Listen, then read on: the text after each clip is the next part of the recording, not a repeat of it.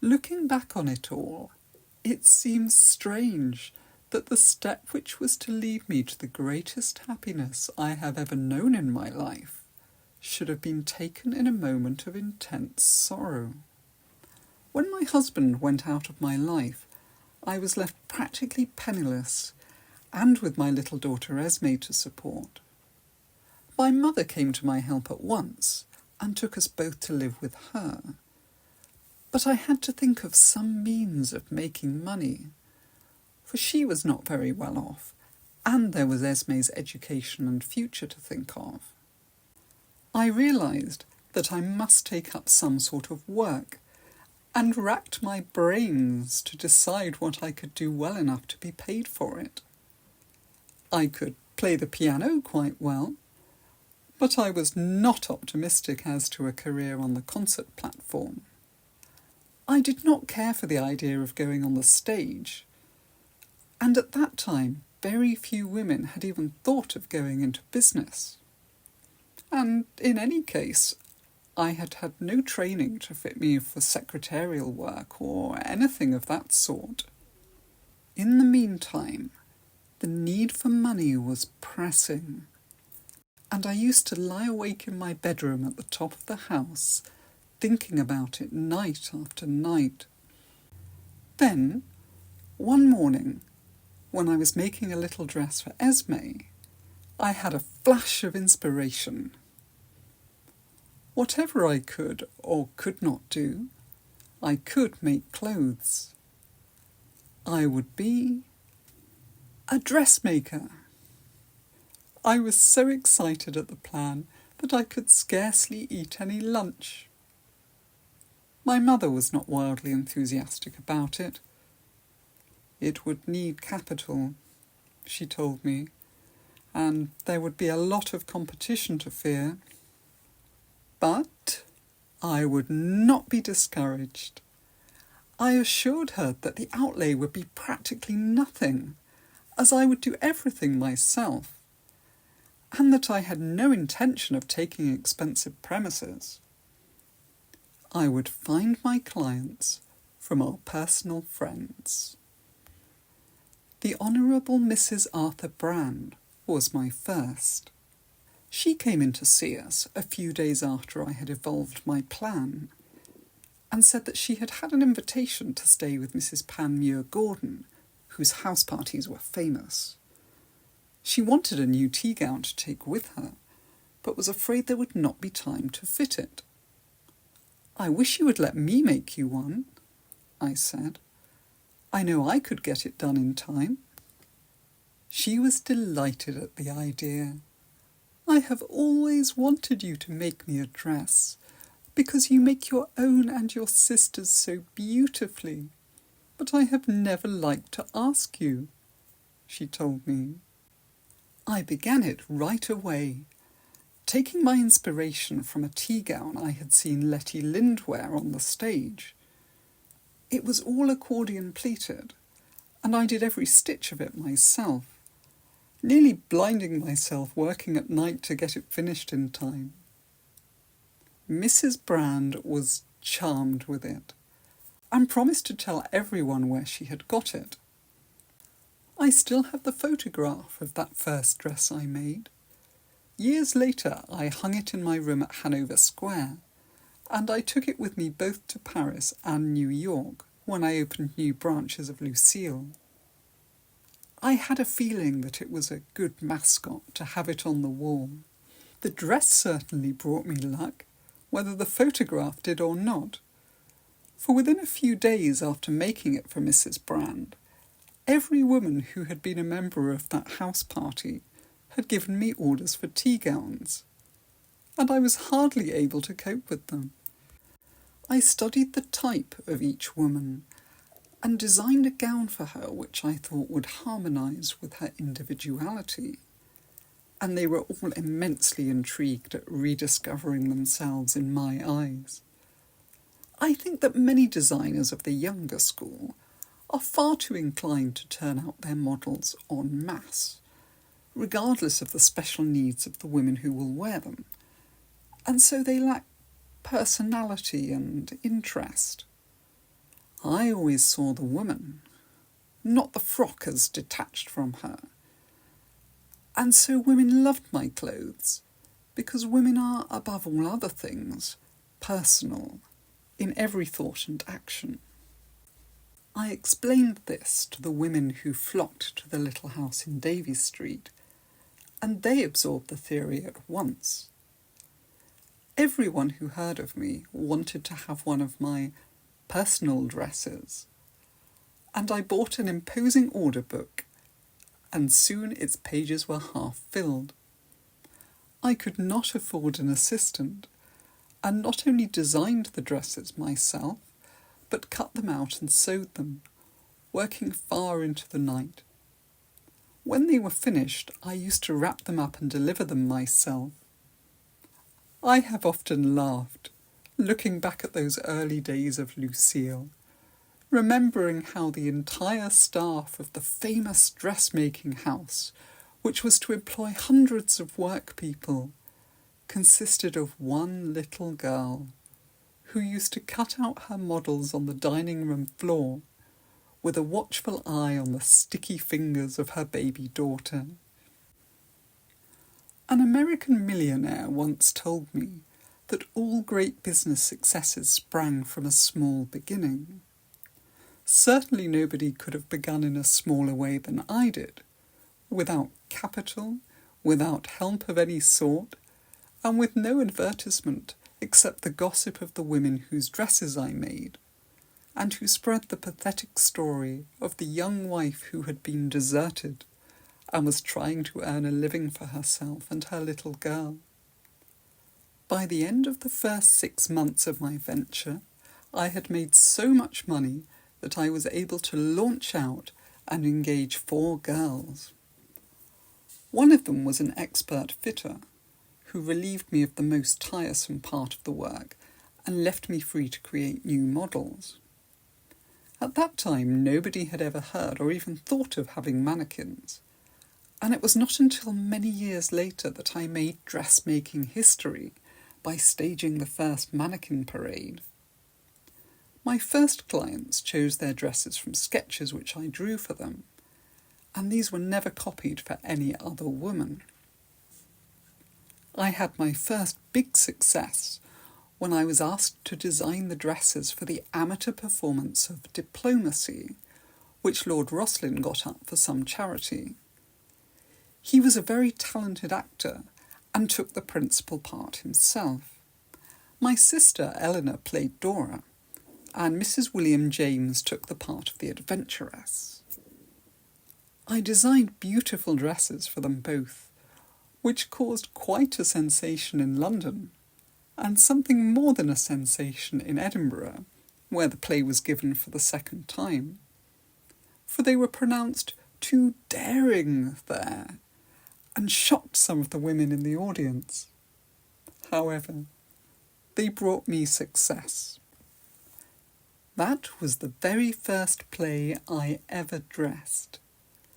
I see it now as the stepping stone which was to lead to designing all the costumes for some of the greatest successes that the London stage has ever seen, as well as for Ziegfeld's wonderful shows in New York. But none of them ever gave me the sense of triumph I felt when I looked at the programme of that amateur performance and read Dresses Designed by Mrs. James Wallace. My sister's marriage was another event in the infancy of my business, for I made her dress, and those of her bridesmaids. I forget now what they were like, but I know that the child bridesmaids had touches of yellow on their dresses, which caused a lot of comment, for it was the first fashionable wedding to make a departure from the traditional white. Eleanor made a very lovely bride, and I had designed her a medieval headdress, which suited her to perfection. I thought that, as she walked down the steps of St. George's, Hanover Square, with Clayton Glynn, her husband, She looked like the living incarnation of a fairy tale princess. Other wedding orders followed my sister's. One of them was for Sir Ernest Castle's daughter, Maud, who was marrying Wilfrid Ashley. She was a strange girl, very brilliant, but subject to fits of intense depression, and nervous and highly strung to the last degree. She was, I think, a tragic example of the danger of having too much money, for she told me many times that she was insufferably bored with life. She had everything to make her happy, but was less happy than almost any other woman I have ever known. Later, I got to recognise the same state of mind in many of the American heiresses I met. It is a tragedy for a young woman to have too little to wish for the real sorrow of all of us lies in the fulfilment of our desires, not in the quest for them. By this time, I was building up a clientele which was growing too large to be confined within the limits of my mother's little house, and I decided to move to premises in Old Burlington Street, where there would be more room. I was particularly anxious to have a department for beautiful underclothes, as I hated the thought of my creations being worn over the ugly nun's veiling or linen-cum-Swiss embroidery, which was all that the really virtuous woman of those days permitted herself. With the arrogance which success was beginning to give me, I vowed to change all that, and made plans for the day of chiffons and laces, of boudoir caps and transparent nightdresses. I was so sorry for the poor husbands, who had to see their wives looking so unattractive at night after taking off the romantic dresses I had created. So I started making underclothes, as delicate as cobwebs and as beautifully tinted as flowers, and half the women in London flocked to see them, though they had not the courage to buy them, at first. Those cunning little lace motifs let in just over the heart, those saucy velvet bows on the shoulder, might surely be the weapons of the woman who was not quite nice. They all wanted to wear them, but they were not certain of their ground. They had to fly in the face of the conventional idea as to how a good woman went to bed at night, and it took a little coaxing for them to do it. Slowly, one by one, they slunk into the shop in a rather shamefaced way, and departed carrying an inconspicuous parcel, which contained a crêpe de chine or a chiffon petticoat. And although one or two returned to bring the new purchases sorrowfully back because a Victorian husband had put his foot down, the majority came back to order more. Once, I remember Jack Cumming came into the shop to call for his wife, who was having a fitting. She had just left, but a pile of my newest and filmiest undies lay on the table in front of him. Picking them up, he exclaimed wrathfully, "No virtuous woman would be seen in such things." "I'm sorry you feel like that about it," I told him, "because they are just going home to your wife, who has ordered them." They did not come back, however, and the cheque for payment, although it was an unusually large one, arrived the next day.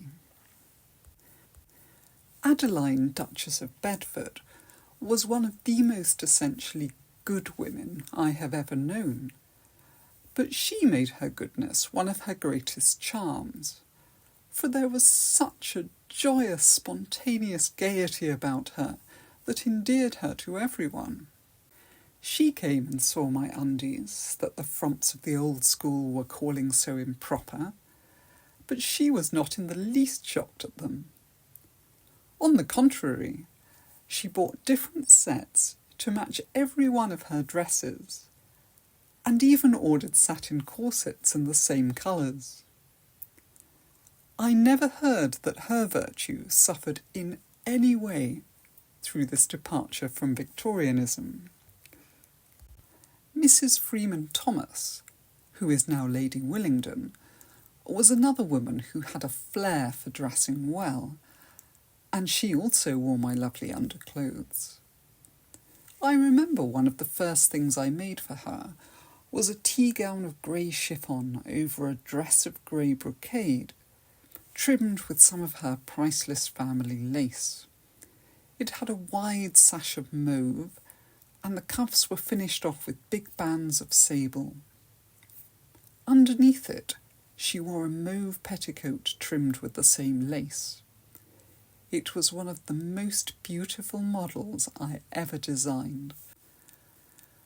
With the move from Davies Street to 24 Old Burlington Street, I dropped the Mrs. James Wallace and blossomed out as the Maison Lucile, which sounded far more impressive. I engaged a diminutive page boy who was to take round the parcels, and increased the workroom staff. It was about this time that I took on a little 14-year-old apprentice, Celia, who used to run errands and match silks and generally make herself useful. Celia had the most wonderful head for business of anyone I have ever come across. She had not been with me for more than a few months when I discovered that she knew not only her own job, but everybody else's. Of course she was promoted, and went through the different departments until she became my right hand in the days when Lucile's had branches in Paris, London and New York. I could always depend on Celia. In the long years we worked together, she never failed me once, and her loyalty and common sense were invaluable. When we opened in Paris, it was Celia who went over with me and got the new branch on its feet. She taught herself French in order to cope with the French fitters and midinettes, and when I had to return to England, I knew that I could safely leave her there, certain that everything was being run as well as I could have run it myself. When we opened in New York, Celia was sent over to choose the premises and get everything in readiness. And it was she who helped me to make it the successful venture it was. After being with me many years, she married Mr. Rena, who is well known in the restaurant world, and she at once set to work to learn his business as thoroughly as she learned dressmaking. Her husband is now managing director of the Criterion. At about the same time, I engaged Margaret and Elsie, two of the best saleswomen I ever had, and Edith, who was a wonderful fitter. They all remained with me through nearly the whole of my career as Lucile, and I was deeply grateful to them for the loyal service they gave me. It was the production of The Liars that finally established my name and brought me in a long series of plays to dress. Sir Charles Wyndham, who was responsible for the production, had heard of the personality dresses I was creating to harmonise with the characteristics my clients suggested to me, and he conceived the idea of having the same sort of thing for the play. So he asked me to call and see him, and the upshot of our conversation was that I went away with an order to design dresses for Irene Vanbrugh, Mary Moore and Cynthia Brooke. At that time, nearly all stage dresses were heavy, thick affairs, which were supposed to express magnificence, but in reality gave their wearers a clumsy appearance. Nobody had yet thought of the possibilities of chiffon, or if they had dismissed the idea, as such a material was said to be too clinging for stage use. When I told Irene Vanbrugh that I intended to make her a dress of buttercup yellow chiffon, she looked doubtful. "You have a lovely figure," I told her. "Why try to blur its lines with something that hangs in heavy, lifeless folds?" In the end, she agreed with me, and I promised to make her a dress that would create a sensation. When it was finished, she looked radiant and overwhelmed me with thanks. But it was very nearly the occasion of a rift in the production. I had made Mary Moore a dress of coffee-coloured lace embroidered with sequins. It seemed to me to suit her perfectly, but it had long sleeves, which I had not known she particularly disliked. She refused to wear it, said that I was trying to make her look old, and that she could not possibly be anything but self-conscious in it. I was distressed about it, for all this took place at the dress rehearsal, and there was no time to make another. Fortunately for me, Sir Charles Wyndham took my side, and said the dress was charming, and that it was on no account to be changed. "He did not," he said, "intend to have his place spoilt by Mary Moore's whims." So there was nothing more to be said, and Mary Moore wore it for the first night. She had one of the greatest triumphs of her career, and generously wrote and told me so, completely taking back her previous objections. After that, I made many dresses for her, and she always let me have my own way in designing them.